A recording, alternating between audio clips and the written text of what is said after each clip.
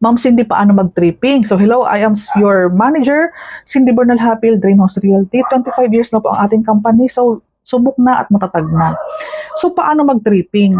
Bago mag-tripping, kailangan muna kuhanin mo yung payslip para malaman mo kung pasok ang sahod. No payslip, no tripping policy. Ito ay para mabigyan ko ng halaga ang oras mo at ang oras nung buyer mo. Kapag walang trabaho, wag mo nang i-tripping. Kapag hindi regular na empleyado, wag mo nang i-tripping. Kapag matanda na 50, 60, wag mo nang i-tripping. Dahil ang pagkuha ng loan kay pag-ibig may qualification, may mga requirements. Sa ibang video, gagawin ko yan. So bakit? Gusto ko lahat ng galaw mo, lahat ng effort mo, maging pera or magkaroon ng outcome. Ibig sabihin, pag masigurado mo ng Ma'am Cindy, gusto pumunta ng Hiraya Homes 13, ito po ang payslip. Pag nakita ko na ang sahod ay 25,000, nakita ko na ang payslip niya is merong pag-ibig house, may pag-ibig payment, pasok na pasok yan. Regular na empleyado yan, active pag-ibig member yan, pasok ang sahod niya sa project na gusto niyang puntahan. Ngayon, bago mag-tripping, alagaan mo na. Magpadala ka ng mga pictures ng bahay, magpadala ka ng mga list of requirements, magpadala ka ng kung ano ang mga advantage, bakit magandang kuhanin si Hiraya Home sa 13 Materos City, Cavite. Ma'am, city na ang 13. Malapit po yan sa capital of Cavite. Yung pinakamalaking kapitolyo ng Cavite, nasa 13 po. Oh. Ma'am, qualified ka po. Ang sahod pong pasok dito is 25,000.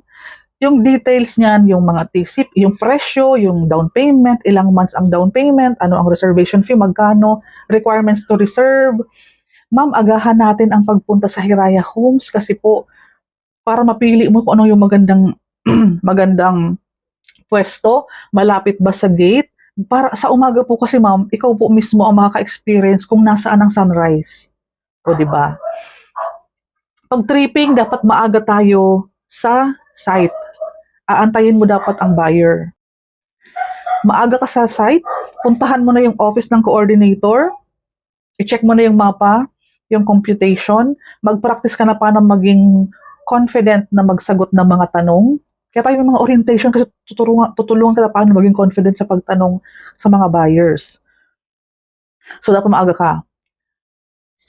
Yung gabi, bago mag-tripping, i-make sure mo na ma'am, bukas po, tuloy po ba tayo?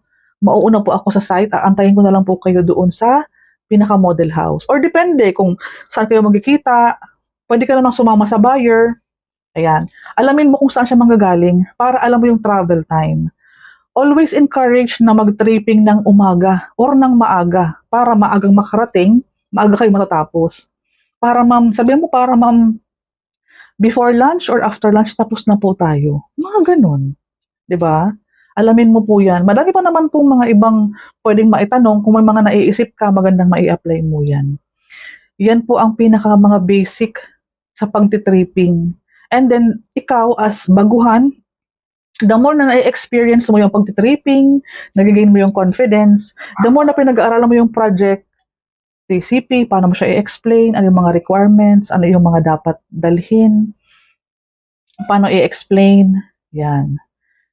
Mabilis na lang sa'yo ang araw-araw na pagtitripping. O di ba?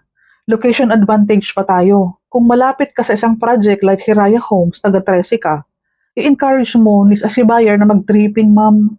Na-qualify mo na ang sahod, alam mong pasok. Ma'am, taga dito lang po ako, ma'am. Maaga po ako sa site, lagi po ako sa site. I-visit mo po ang aming location, ang aming project. O, ganyan.